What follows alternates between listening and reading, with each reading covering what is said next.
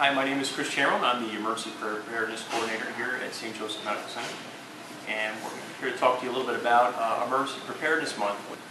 Several things that you can do, both at home and at work, to help prepare for emergency. At home, we recommend that you make a preparedness kit, things that you would normally need for your everyday life, like your medications, your supplies, food, water. We recommend that you have about a 3-day supply on hand. Everything that you would need for yourself and for your family members that you could survive without outside help. Very important to remember, pets need to be included in your emergency planning, a 3-day supply of food if you're staying in your home. Also understand that many evacuation shelters, if you'd be asked to leave your home, some don't accept pets. So you need to think about that ahead of time and determine what you may do with your pet if they're not permitted to be in the shelter. There's a lot of information available on the internet. Two of the resources that you can go to right away are the ReadyPA website, which is www.readypa.org.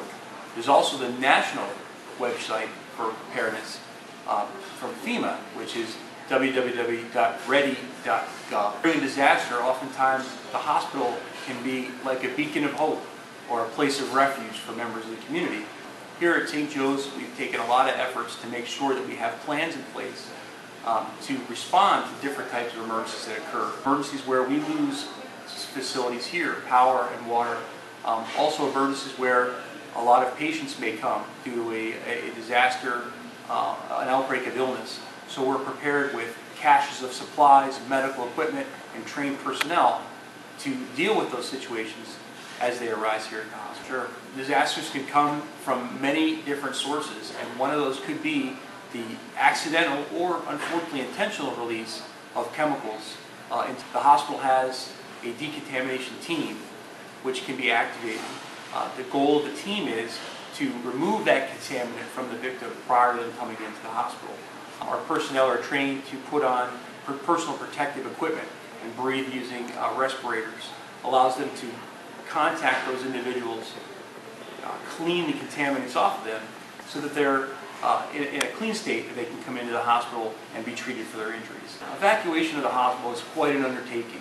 It's a pretty manpower intensive process, but we do have evacuation chairs, litters, sleds, different devices that we can use to safely move patients from the upper floors of the building down to a lower area where they can be loaded into ambulances or other vehicles and relocated to one of our alternate hospital sites.